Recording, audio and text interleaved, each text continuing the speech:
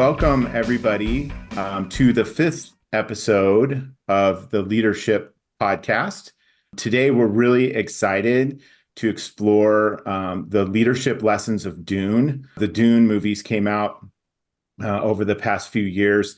Self-confessed major Dune nerd here, but it wasn't my idea. Gargi brought this idea to the table, and I was like, all right, I'm going to really try not to jump over everybody. Really work hard at that. And a fascinating book that was the origin for this, the very first book.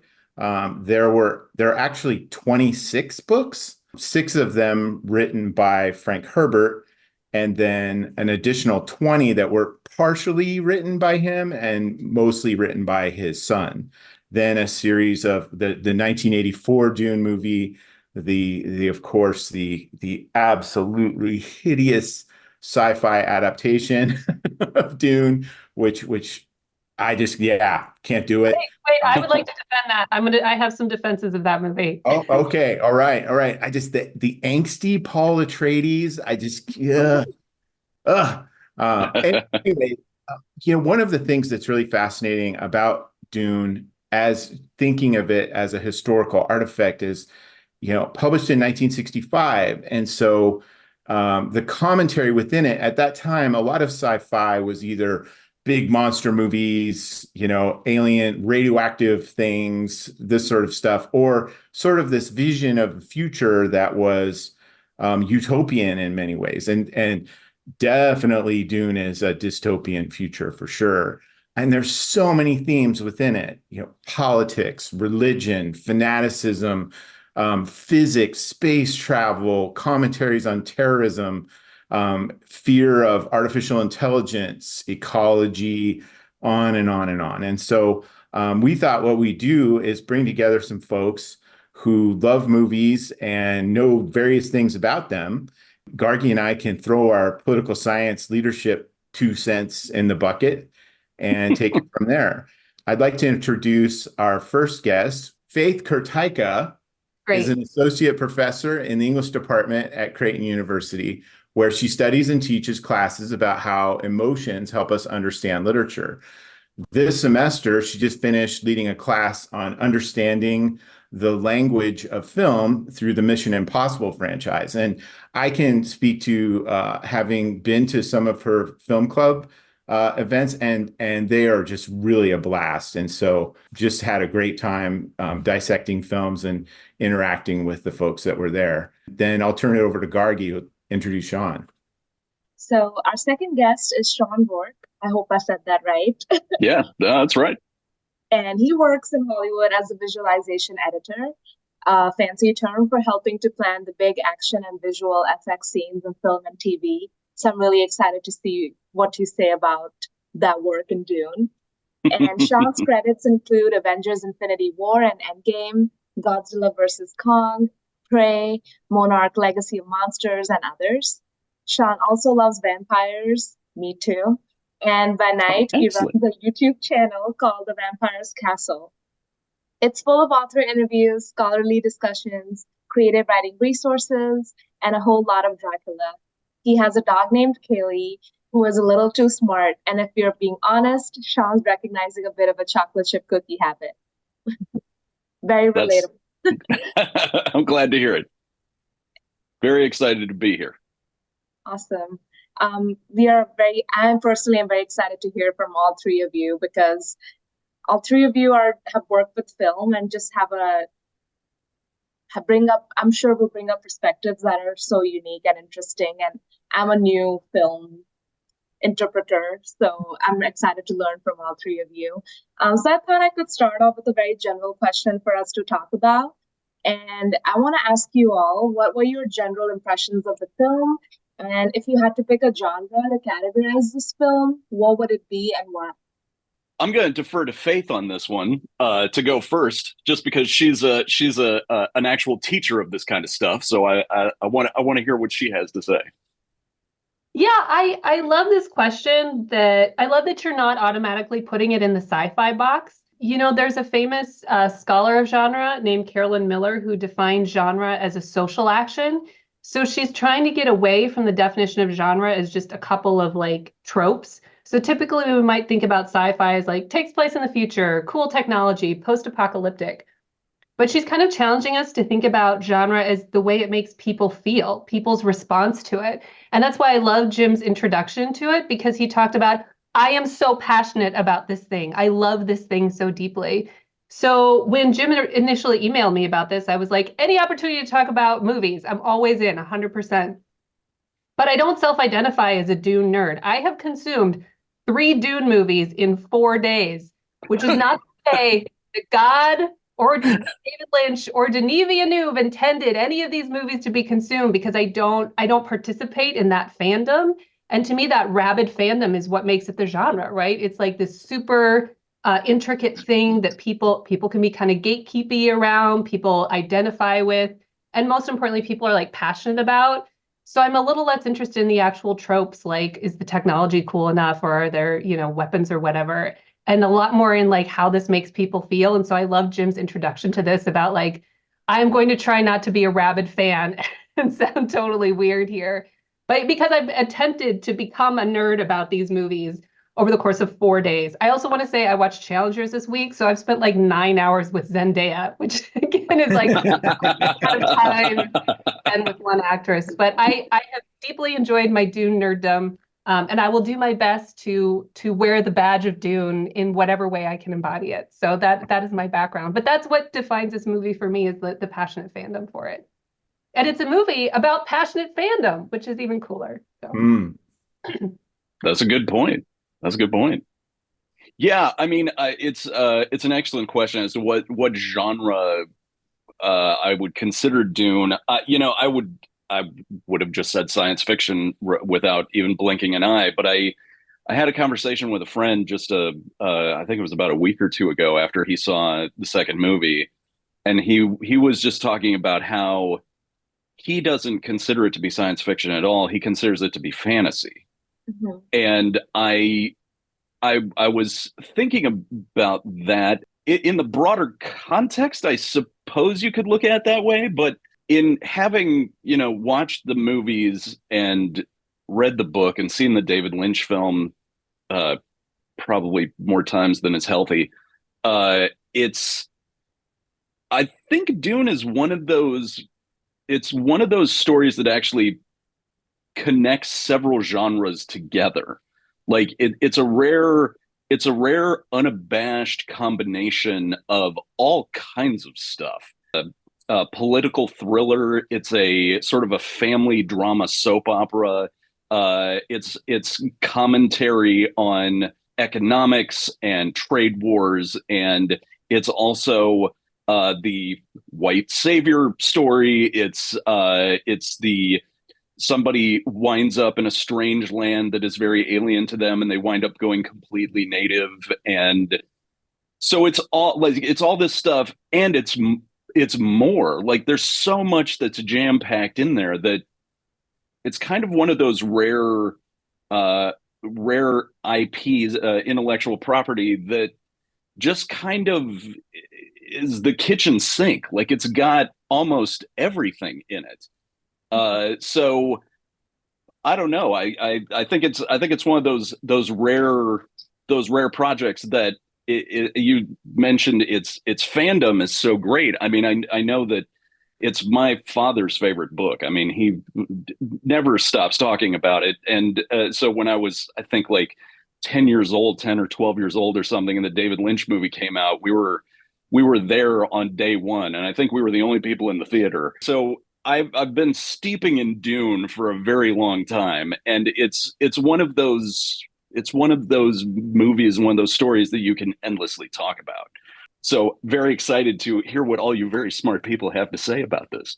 I think that you could take this story and put it in the 1800s as historical fiction sort of interpretation, and it would hold up pretty much. You could make it a complete story about empires, and much to Sean's point, all the layers of it interact in ways that it's pretty amazing.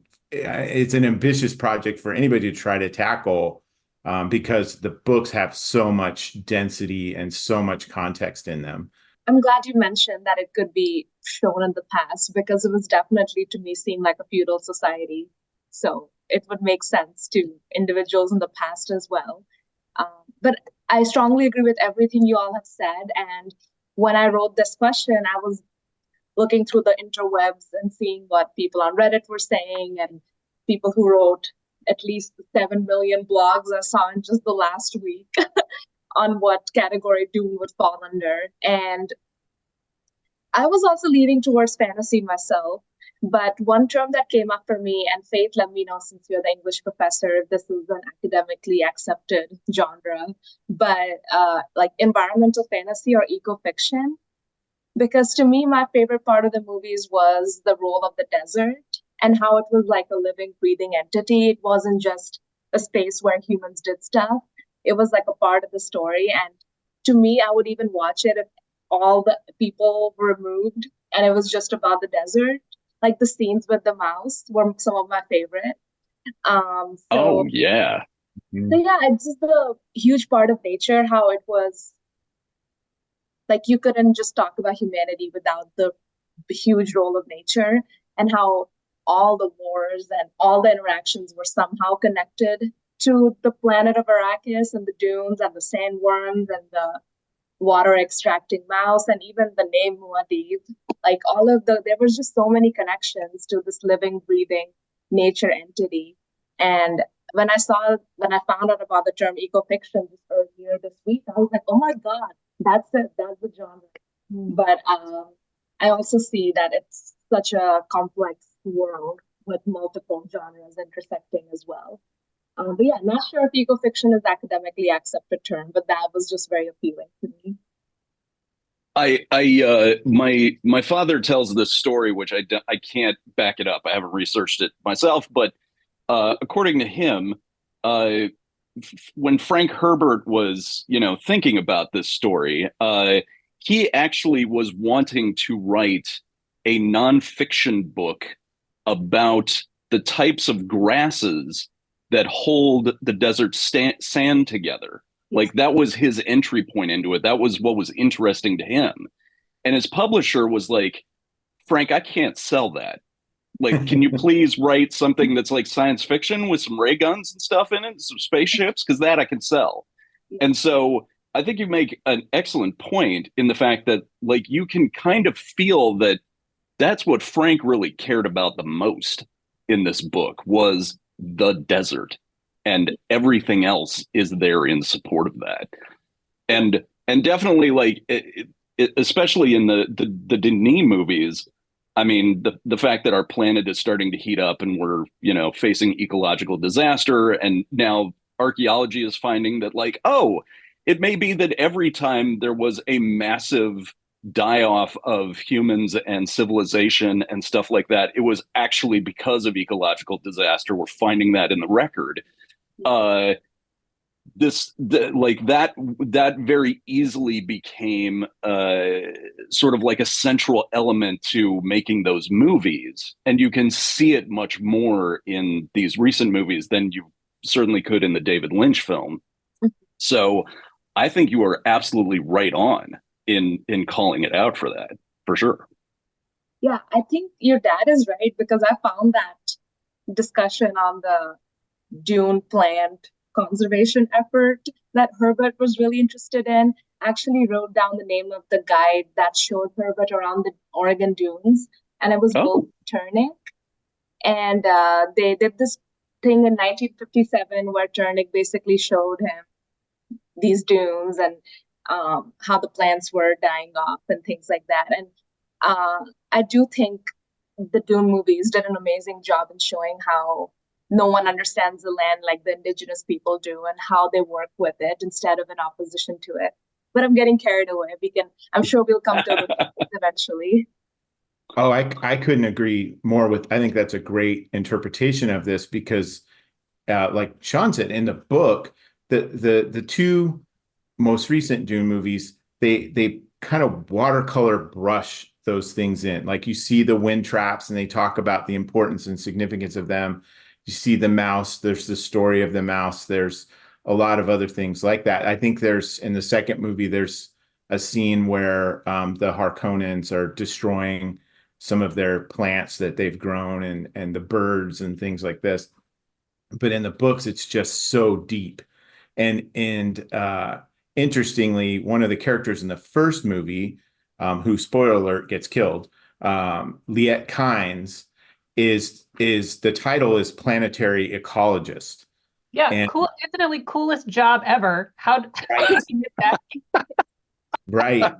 And what that character was so embedded in that culture and this vision of transforming the planet to make it habitable for the Fremen, the indigenous people who live there, and working with them, not against them and not over the top of them, but to be one of them.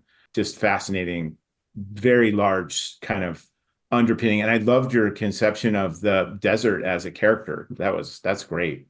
I think the Villeneuve films have such a great sense of scale too. You can tell he just loves to create this big landscape and make Timothée Chalamet look about this small on that landscape. And I just feel like, yeah, just like the sense of scale, especially since I watched Dune Part 1 at home on my TV and Dune Part 2 in the theater, I was like, oh, this is what he was trying to do. He wanted you to get this big, beautiful sense of landscape. And these characters who just look like the tiny mice sort of silhouetted against that landscape, just gorgeous. And that and the gravity of the music, yes, I just felt like I really felt that on those movies. I also love, I grew up in northern Wisconsin. So as a person who grew up in harsh climates, the way that a harsh climate shapes your view of the world, that it makes you kind of this gritty, resilient person. Like it is a very specific type of person that can survive in a harsh climate. And I'm not saying that I am like the Fremen, but I feel like there's a certain type of person who like learns to thrive under these like challenging weather conditions and is like, no, I'm going to stay here. I'm going to stick this out. I'm going to figure it out. And I feel like the Fremen are an example of that. So, what do you think about we've kind of touched on a major theme already, but what other sorts of themes kind of jump out at folks here today? I wanted to bring up obviously the religiosity angle. I don't think, oh, that was a little bit on here. Because I was debating with my husband about this because Chani's critique of Paul as Messiah figure it feels a little anti-religious to me. It feels a little bit like she's saying like these religious people are dupes or like they're just going to get fooled by this Messiah or like religion is manipulative, which I don't love that critique because I am also a religious person. But I also feel like a lot of her critique of Paul is just sort of in these backwards glances she gives him. So there'll just be the shot where she's kind of looking over her shoulder with this sort of cynicism. I'm not gonna be able to do it with my face, but which I think she's more critiquing like, what does it mean that you're building this fanatical following? If these people love you this much, they could also hate you this much. They could turn on you at any minute. So it's problematic that you have this kind of messianic white savior complex. But what does it mean to rile up a crowd and get them really excited or angry or whatever about something? Those emotions can switch on you at any moment. So that's how I'm kind of reading Chani's critique of Paul. It's less about she's against religion and more about she's against, I don't know, like riling up a group of people, right? We see this with online fandoms all the time. They like turn on their favorite actor on a moment's notice, right? Like, and I think that because Dune has such a fanatical following, it's in this really great position to be like, what does it mean if you get these people believing in something? What if you let them down? Or what if they change their minds? I mean, and that obviously that happened to Jesus as well, that people changed their minds about you very quickly and that all that emotion can be shifted very quickly. And I don't know. I don't know if the movie totally holds up to that because I've only seen part two once. But that's what I think a lot of Chani's critiques of Paul were coming from. Yeah, and you've definitely pointed out something that is it seems to be new material to the Denis Villeneuve movies. Like, because and prior to that, and forgive me, I only read the book once, and it was like about 10 years ago.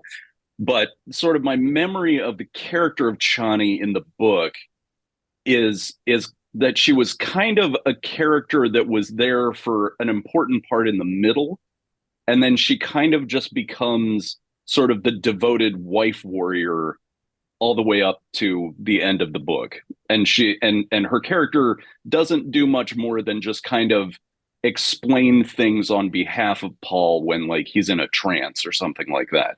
In the David Lynch film, she kind of had that exact same role. Like the majority of her having any effect on the plot was sort of in the middle, and then after that, it, as soon as essentially they are together and in love, then it just becomes Paul's story 100% after that, which one could say was the understanding of heterosexual white male authors during the 1960s. And certainly during the golden age of science fiction, it is rare to find an empowered female character in any of those books. Denis obviously looked at it and was like, okay, well, that's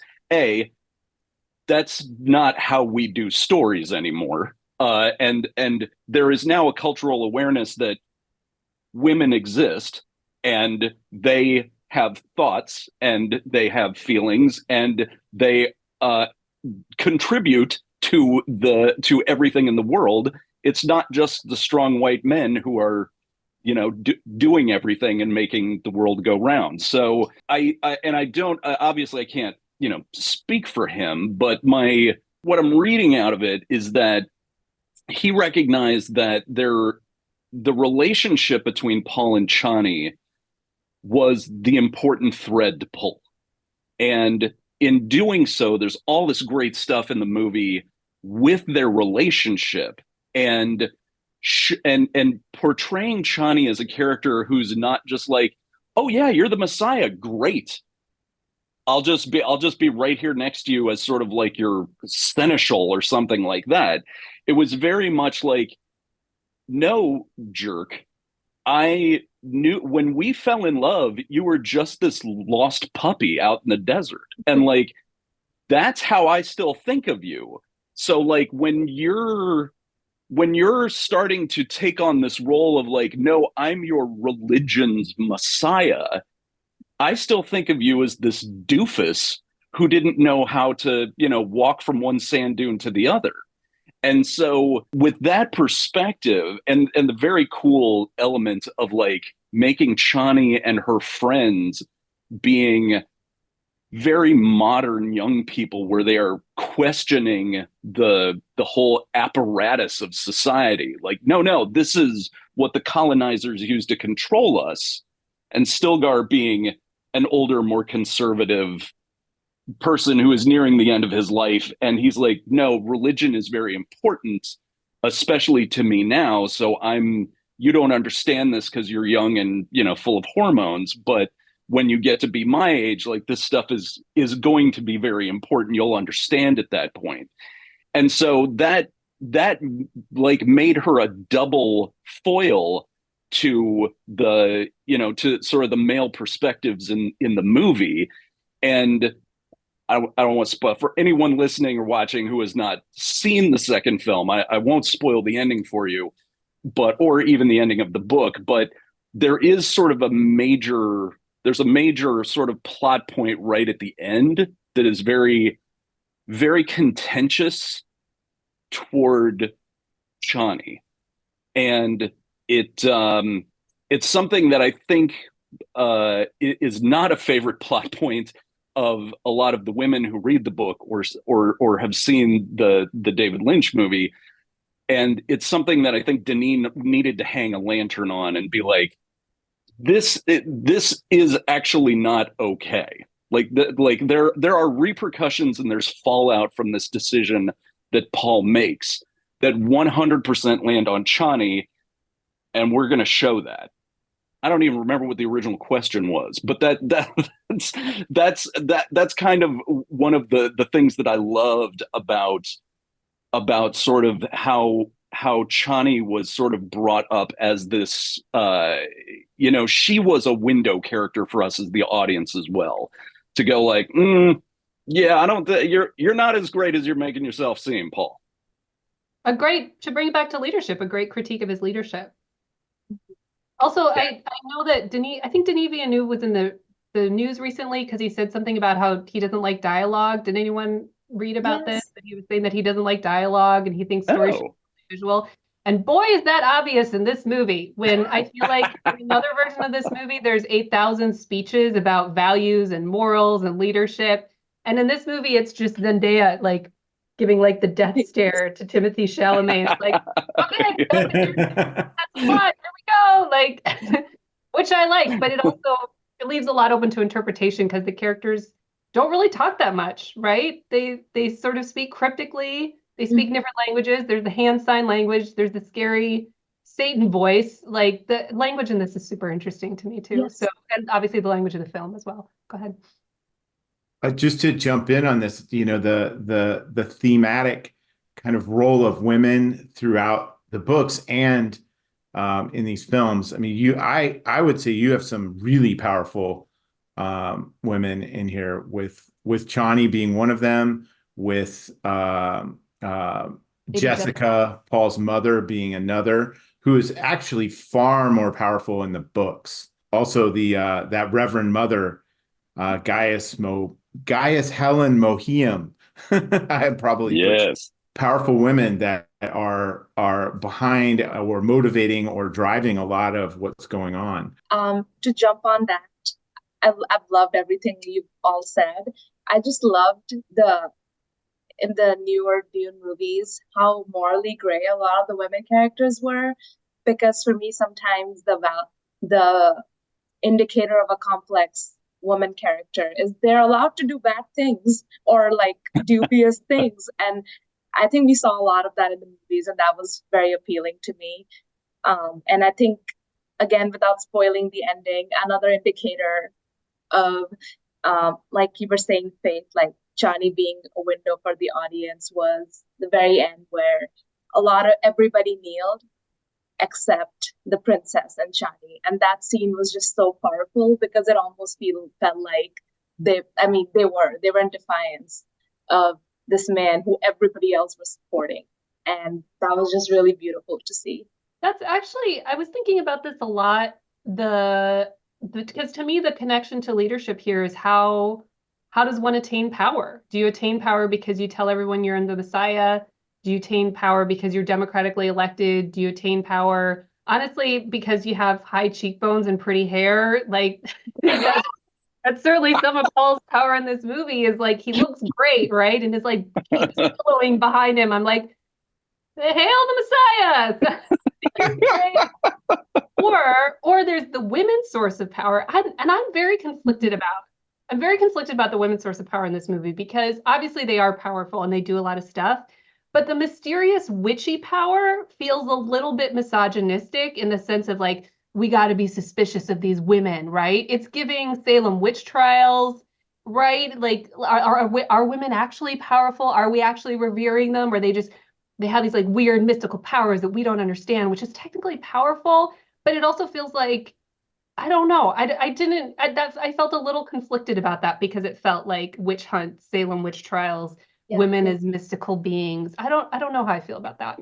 I definitely agree because there was the way for the Ben Gesserit to gain power was through the shadow means. Like it couldn't be, yes, I'm the leader, follow me. It was very much behind the scenes, like shadow work. And I definitely agree with, I felt that similar discomfort as well, that in why is the only way to power through these like mysterious, dubious means where you have to do it behind the scenes? Does that indicate lack of acceptance in like the front of the stage for women? Definitely 100% agree with that. Yeah, and there's definitely like that moment toward the end. Again, sorry, this is not really spoiling the plot or anything like that, but there's the character of Mother Mohiam, who is sort of kind of a puppet master throughout the movie. You have this, when you're in the film and you're with the characters, there's this exciting moment where right at the end she tries to assert her dominance in a situation that she's been far removed from for a long time. And Paul, with his newfound, powers, basically tells her to sit down with, with the power of the voice and all the magic that comes with it, or psychic power that comes with it. Science fiction is no magic; it's psychic power. And you're just like, as an audience member, you're like, yes, tell that villain to sit down. But then, like, when you step back from it for a minute and sort of look at the context of the time period when it was written, and it's sort of a, I think it's one of those unconscious things that was just happening during the time period, where what you get is the main character, who is a man, is basically saying, stop messing around with the boys trying to have their time. Like, go back to the kitchen, mom. And it's so, like, in a context, it's like, man, this is really not a great moment. But all of that to say that, like, I think if Frank Herbert were alive now, he would be very much like, yeah, I wasn't thinking that through. Like, I was just kind of, that's where writing was at the time. So if anything, I think, Denis did a great job of bringing the women characters more to the forefront, and, like, say, like, this, having a conversation between Princess Irulan and the Bene Gesserit, who has just a very small part in the book, but who was on Gidi Prime and seduces Feyd in this movie, and Helen Mohiam, just all together in a room having a conversation together. That's not something you ever saw in the book, and you never would have seen that scene in a book during the golden age of science fiction. And so, like having, actually being able to shed some light on all of that was really refreshing, I thought. Oh, so that's helpful. So it seems like maybe some of what we're seeing is growing pains as they're sort of taking this book and adapting it and trying to make it futuristic, but still being true to, yeah, I can see, I think I can That's see a them very working good out term. some of Yeah. that. Yeah, that there's Yeah. some creakiness as they do that. But yeah, I appreciate that context.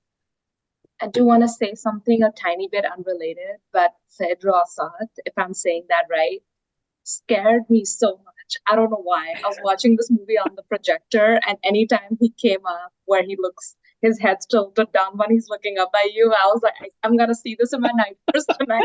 He was freaking, was arguably more scary looking, but Feyd Rautha freaked me out.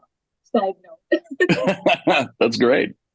In the books, he was actually far more terrifying. Man. Yeah, in the book. Yeah. Yeah. I just, as a, like a filmmaker aside, I read somewhere that they shot that in infrared. Yes. Yeah. And that Yes. gets that really creepy when he's fighting in the arena and such. Really? Wait, what does that mean, shot in infrared? So basically, there's I mean, this was like, it's not shot. Nothing's shot on film anymore, unless you're, Christopher Nolan or Steven Spielberg. But what they used was cameras that are able to shoot in the infrared light spectrum, which is a light spectrum that our human eyes can't perceive. And what that does is it doesn't produce any particular color for the most part. It appears black and white, but it's not black and white. It's showing, so, like, anytime that it's sort of like shooting something in night vision. So, like, when you see, like, night vision cameras and stuff like that, when somebody walks up to a porch and there's your little ring camera there, and it's at night, you're seeing them in what looks like sort of black and white. But if you look carefully, there are differences. Like, you can really see the veins in people's skin, and eyes take on this weird sort of bright, brilliant, almost kind of vampire look. And there's this amazing moment that that Denis put in, where, you see the arena and what's happening, and then you cut to indoors where light is normal, and you have the Reverend Mothers, like, walking up to their box seats, and inside, in normal light, they're wearing these black gowns with these huge black mat, like, veiled headdresses that are super tall, and they look super imposing and badass. And then as soon as they step into the light of the black sun, when and the ultraviolet cameras, those black outfits turn bright white. because the light is being reflected in a completely different way. It's a different spectrum of light. So when you watch it, you're thinking like, oh, it's interesting. They shot this in black and white, but there's also this very creepy quality that your lizard brain is like, wait, this isn't right. And so it just makes this very cool mood when you see all of that stuff. Oh, that's helpful. Yeah, and all of our The dogs are guy, like, great job. the guys with the masks and the things coming out of the side of their heads that are like leering around, absolutely terrifying. Just terrifying. Totally. Yes. But I like that explanation. I didn't know that about the cameras. Yeah, you're right. It does feel very uncanny valley. Yeah. And much more different than black and white. Yeah. And I guess I was watching an interview with Denis on, I think, Stephen Colbert after, as the movie was coming out. And Stephen was asking about that scene. And Denis was like, yeah, I really wanted to shoot that in infrared. And the studio was like, we shot a brief test and the studio was like, yeah, I mean, it seems interesting. Seems cool. Yeah, go ahead and do that. And he was like, okay, but just so you know, if you don't like it later, we can't like bring the color back. We're like this. We should like this is what it's going to look like. There's no color information to pull out of it, so we just have to live with this decision. And Stephen was like, "Did that make you nervous?" And Denis was like, "Oh no, I love that. I love jumping into the jaws of danger like with filmmaking. So very very cool." Talking about the real world, are there leadership lessons from Dune that could be relevant in real life? I think of my life as a movie in which I am the hero. So yes, I can think of that. But I felt like, in contrast to other science fiction I had experienced, this movie just felt more real, more tactical or tactile. Sorry, the world felt more lived in. I felt like this was more accessible to me. I watch like, I don't know, Star Wars or Star Trek. I'm like, I don't know I'm way so lost in this. But as soon as I started watching Dune Part One, I felt very invited into that world. I felt like there was enough exposition, but not too much. I felt like it was legible to me. Things like this, even something like the sandworm. I'm like, well, I know what a worm looks like. I know how worms work. My kids know how worms work. So I could sort of imagine. And then, of course, they look so cool when they're sort of coming up and they like kick up the sand as they go along. Yeah. I have water skied before, so I know what it's like to water ski on a on a worm. But I just felt like this movie was making an effort to welcome people in, and that's why I think it spoke so much to people who were not, deep nerds or deep into the Dune mythology in ways that I don't feel like sci-fi always does. I guess I'd be interested, and that's to me why I sort of felt invited into this and why it did feel like a real world, even though it's obviously fantasy. I guess I was interested in other people's thoughts on that. I would say as in terms of the leaders and the leadership elements of the characters and the plot and everything, it's a distinct warning, I think, in many ways, in terms of a commentary on politics, and all the more kind of impressive because it's so prescient. I mean, 1965, when he's writing this, the lack of so dismissive of the people. When you see the scenes where the Atreides come to the planet and all of those masses of people are back, and they never really the Fremen are a people, but you see them in mass crowds too, and it's always these leaders that are kind of manipulating them or taking them in a direction that they believe is the best for them, but really is the best for their family and their power and their structure. And I mean, there's no democracy here. There's no grassroots movement. There's nothing like that.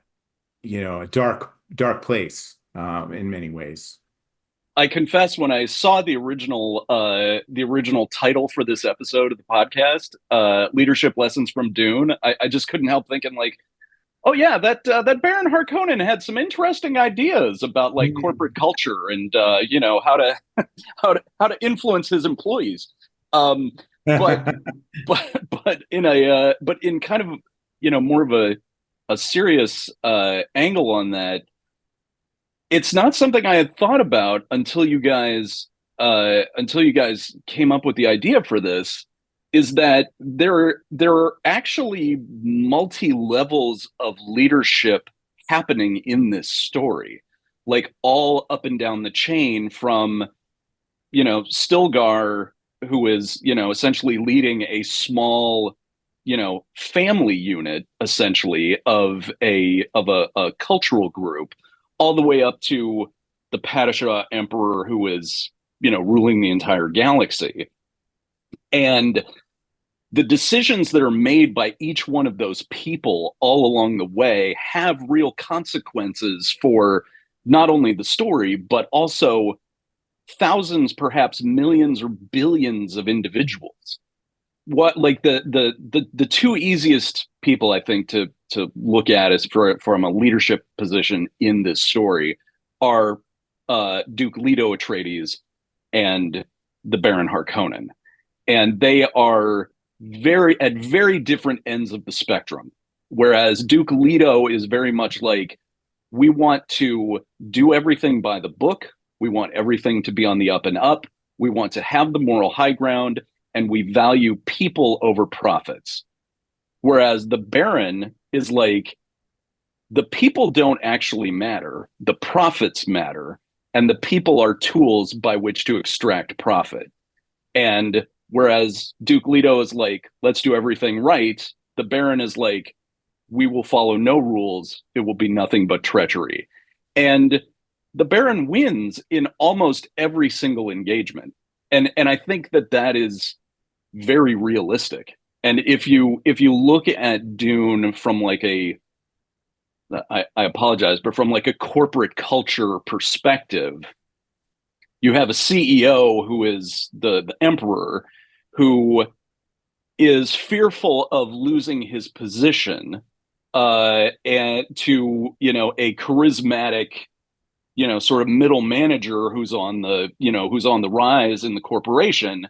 And so he figures out a way to, this sort of Darwinian way of pitting department heads against one another in order to, under the auspice of, well, let's see if we can get more profitability out of doing this. And in doing so, there's just there's just all of this rivalry and hate and casualties of very normal people who are all the way down the line of the workforce, down to the people who are in the factory, who you could consider to be like the Fremen, who are essentially losing their lives, or AKA their jobs, their livelihoods, their ability to be able to feed their children, to, have the basic necessities in life, due to these Machiavellian, machinations up at the top that they have absolutely no influence on. And so I think that's very cool, because and that may be one of the things that people really gravitate toward Dune about, or at least it's the type of thing, is that there is no one single message in it. It is simply opening up a window onto a very complex societal situation, and just sort of letting you watch it unfold in all of its different ways. I'll step off my soapbox there, but I think that's very cool. Wanted to, the one thing I would defend about the 1984 Dune is the look of the Baron, that gross pustules. Oh yeah. So cool, so gross. I just feel like there's something about practical effects that you can just make things look gross. And the way everything's so clean and crisp in the Villeneuve versions, I'm like, no, he's supposed to be so gross and like decaying, rotting from the inside out. It reminded me of The Thing, or of the first Alien, where you see those effects that just give you that visceral reaction, like, this is disgusting. And I just feel like there's nothing in the Villeneuve movies that makes me feel that like visceral disgust at a person. Even though I know special effects or the practical effects are cheesy, but I was like, yes, that is the character. You nailed it. That's a very good point. You brought up the Baron versus Leto Atreides comparison, because in the beginning it did seem like Leto was the nice like the better guy who wanted to work with the people instead of just give me all your spice and I don't care what happens to you. Then Baron was like, I don't care about people, I just want the spice.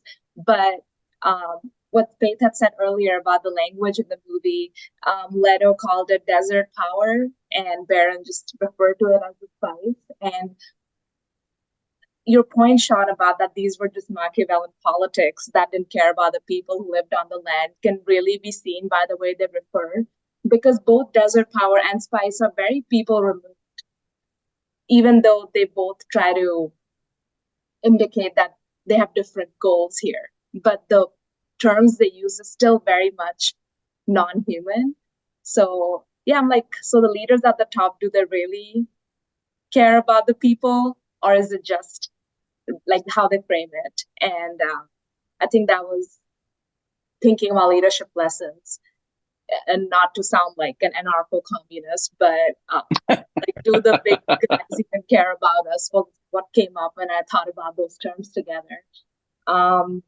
I also wanted to bring up another thing that came up for me thinking about leadership, was just the very stark comparison between like the great houses and basically these feudal leaders and the emperor and everybody else. And it was very like post-colonial to me, the West, the developed, advanced West, and the rest of the, in the past called second and third world countries, now the more politically correct term, I guess, the developing countries. Like that East versus West dynamic, I thought was talked about really well in the movies. And like Jim was saying, that time, it was right after the Cuban Missile Crisis, during the Cold War. It makes sense that Herbert was bringing up those themes of the East versus the West. I even think about terms like the Harkonnens calling the Fremen rats, when the Fremen were the only group that actually knew how to work with the desert and were really advanced, but they were shown as these exotic people that needed saving from this white savior, like this head of the Duke of like basically the Duke of Estrades. So I think those dynamics were so interesting to me. And I would say leadership lessons even today, because even though we've come a long way from the Cold War and all countries have equal votes in the United Nations, there's still that developed versus developing country dynamic that I think we're still struggling with globally. Yeah, I think that is too. I like that entire the colonialism aspect and the empire side of it. Related to that earlier point I made about how you see the masses of people in the films as being off and kept back. And in the first film where he's going out and he sees the person watering the trees, yes, and all the people are like held back behind walls and barricades and things. And there's a lot of that in the book. There's a particularly poignant interpretation of that where he's observing this line of palm trees, much like it was in the film, but he sees the expressions of the people as they walk by them. Water being so scarce on Arrakis, a palm tree takes so much water to keep alive. And he asks one of the guards or something like, why are the people looking, those expressions? Like some of them are angry and some of them are hopeful, and some of them are looking at the ground. And he says, because they walk by those trees and they think maybe a date will fall, but it's not going to. It's a palm tree. And he says others are looking at them with anger because they look at those palm trees and say, every one of those is 20 of us. Mm. Just that the people are to be kept at bay, kept back from these rulers. And so much kind of like a steampunk British Empire feel to the Atreides, whereas, Harkonnens, you can just go straight Nazi Germany, and you can go Romanov era Russian czars for the overall emperor. I guess that's how I would feel. So it's definitely that dynamic. Yeah, I'm glad you brought that up, because I was thinking about the names and how, I know this is all fictional, but some names just sounded like they were from some part of the real world. So like the Fremen names were very Northern African, Middle Eastern, the way they sounded, the language too. But when they introduced the Baron before Feyd Rassad's like birthday fight, which is so strange, but they were like, the Baron's name is Vladimir. So I just thought like the choice of names and how it somehow indicated some cultural heritage was interesting. But I had a follow-up question to the points all three of you brought up, like the role of the people. And it might touch on something you brought up before, but we've talked about leadership a little bit. What about followership? Like, what do you think was motivating people to follow certain groups? And there were so many, some were more ethical, I would say, some were more like, this is a religious order, you have to follow our millennia long plan. Some were like the Harkonnens, just using brutality and coercion. So I was wondering what thoughts you all had about the followership depiction in these films. Yeah, I was really moved by, and I rewatched this on YouTube last night, the scene where Paul Atreides is, he gets shouty. Do you know what I'm talking about? When he like tells people what their dreams are, and he like interprets the dreams, and it's very interesting because Timothée Chalamet in general as an actor is sort of quiet, gurgly voiced, vulnerable. And then suddenly he's like yelling, and he's got like, I don't know if he's using the voice or not, but it certainly sounds like it's coming from deep inside your soul somewhere. That it feels like he's seeing that the Baron's leadership is an option for him. You can make yourself bigger and you can make yourself louder, and that's one way to control people. He's also kind of using like his knowledge about people, right? Like any good rhetorician, you kind of know your audience and you kind of try to use that. But I just found that scene really moving and bone chilling, and the way he switches between English and I guess it's the Fremen language at that point too, and the way he's shouting in that language feels sort of scary, but also just very arresting to me. I just found that scene really moving because it feels like he's making a choice about, here's the kind of leader I'm going to be. I'm going to try this out. I think Chani hates it. I think that's not the kind of leader she wants him to be. She does not want him to be like the sort of big, bold, brash leader because she sees that in the Harkonnens. Just a quick sentence where Paul said to his mom, I guess we have to be Harkonnens. I think that was just... Well, it works. I mean, it's a style that works. I don't know what to tell you, man. Like, it worked for him. It worked for a lot of people. It worked for the Baron. So, yeah. But I'm hoping that in the next movie, and I don't know anything else about this mythology, is that we'll see him try to figure out, am I an Atreides or am I a Harkonnen, and maybe vacillate between those two worlds. It's like how Sean was saying, this movie just opens up a lot of possibilities for us. You can imagine both paths. Yeah, and I think just in listening to you guys talk, there's a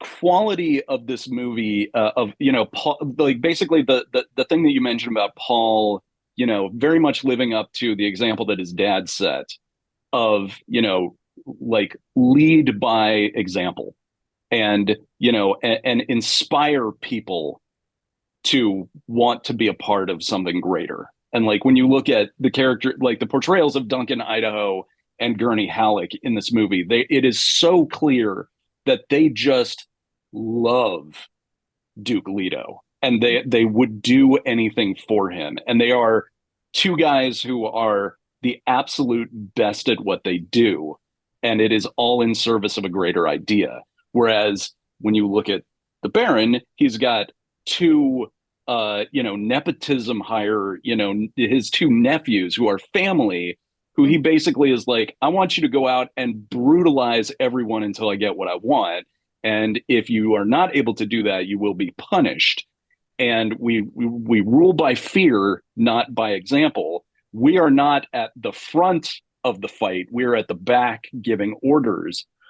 And so in this movie, I don't remember this being the case in the book, but again, like anyone, please correct me. The Paul in the book didn't seem to, like, he definitely realized that he had to change. Like he had to become something different in order to make a change in the universe. But there didn't seem to be a conscious, like, I need to take half of, you know, what my dad did and the other half from my mom's side of the family and put those together into a new combination. But the movie did a really good job of essentially saying that, in that when Paul, you're right, when Paul gets up on that dais in the super cool, environment of like the shafts of light coming down, all the, Fremen high counselors and stuff like that. And he gets up there, and it is very jarring when he just starts shouting at everybody. And you're like, ooh, dude, no, this is not a good look for you. This isn't going to work. But then it works. And you come to this realization that he is leading by example in this moment. He's basically saying, I'm going to go and do all of this, and I want you guys to come with me so that we can make the better world that you have been striving for this whole time. But at the same time, he doesn't get up there and very, very, very self-deprecatingly say, I am not one of you. I have learned your ways and seen the greatness of it. I invite you to come. No, he gets up there, and he, as soon as anybody says you're breaking the rules, he says, those are the old rules. I'm telling you what the new rules are right now. And basically, in this very bombastic sort of bullying way, letting everyone know all the things that you have been holding yourself back because of. I'm now telling you it's okay to leave that stuff behind. And the only way that he could do that was if he got up and started shouting at everybody. Mm-hmm. And so that is that's certainly not anything I would have thought to do in that moment of the story, but it was really a very inspired sort of like, here's an easy way to show how Paul becomes what he becomes. And then, of course, that wonderful fallout with Chani, where she's just like, I told you not to do this. And like, you're doing it. And so seeing the fallout from that, there is no path where you yourself get everything right and get all of the things that you wanted. There has to be a cost. And that winds up being Chani. And so that's very good character stuff. In the films, they don't really talk about them much, but there are people that are known as guild navigators, and you'll see them in the film, and they'll always have these these helmets on and all this stuff. And they mention them a couple of times, but in the films, they're not particularly.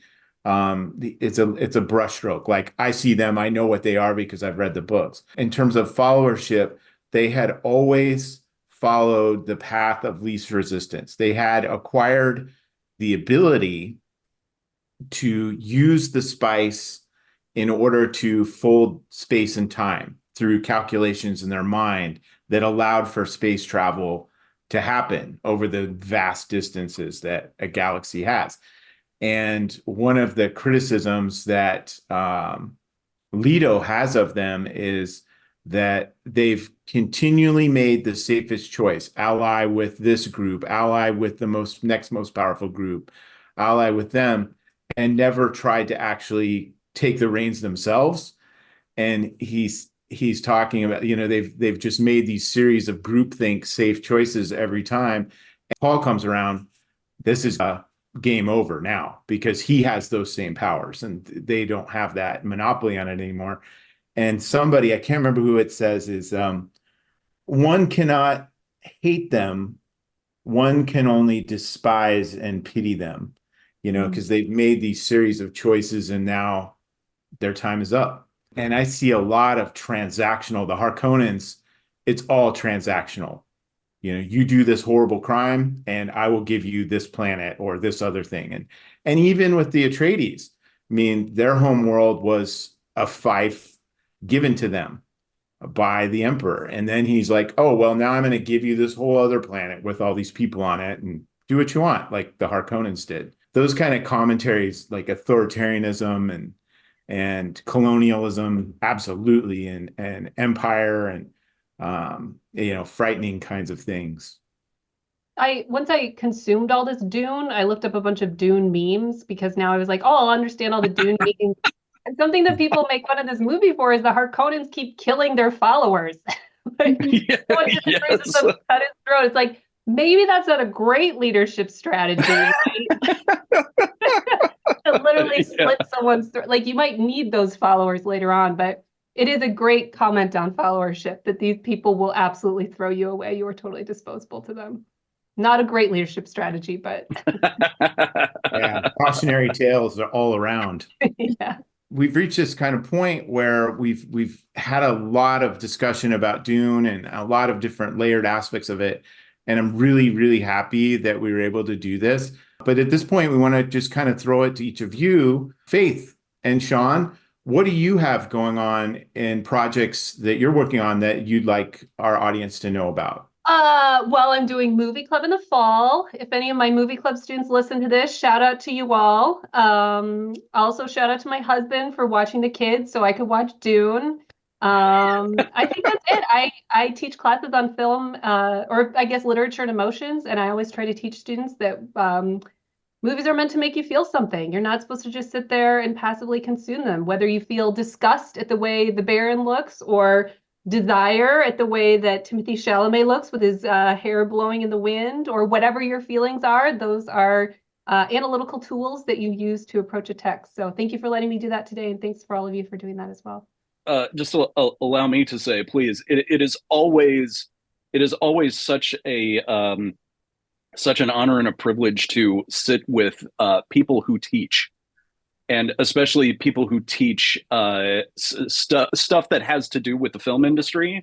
Because working in the film industry, I'm sort of like the blue collar level person who is in it every day, and we just sort of have like a shorthand language about talking about it that is not analytical or in any way able to place the effects of movie in culture. Like it's very much a business from what I'm steeping in every day. So this is very refreshing to come and talk with you guys about it on an academic scale and just listen to what you have to say about it. As far as promoting anything, I've my YouTube channel. Please come. It's called The Vampire's Castle. And if you're at all into genre stuff, you like vampires at all, there is a ton of stuff there for you. If you're at all a writer or creator, there's a whole bunch of resources for just storytelling in general, but very specifically vampire storytelling. And if you are somebody who is a filmmaker or a want-to-be filmmaker, I have a whole series on the channel called Your Vampire Movie, which is basically a how to make your first movie without spending a lot of money. So if you're interested in that, please come by and take a look at that. Otherwise, let me just close by saying that, like, I didn't put this in my bio. I should have. I was originally born in Omaha. I was an Omaha native up until I left to move out to Los Angeles. And so being able to come back and speak to people from Creighton, speak with people from Creighton, just feels like coming home, because I went to Central High School, which is like blocks away from Creighton. So I always parked on the border of Creighton every morning when I made that drive to school. So thank you very much for letting me be here and talk with you guys about such a cool movie series. Yeah. Thanks everybody for showing up today and taking some time to watch our podcast. Obviously, if you enjoyed something or have some comment or likes and comments are absolutely welcome, and share this with whomever you think would find it interesting. And thanks again for taking some time to listen to all of us talk about these amazing movies and leadership. And Thanks if you have ideas for future episodes, please leave them in the comments. Yes, boom, that too.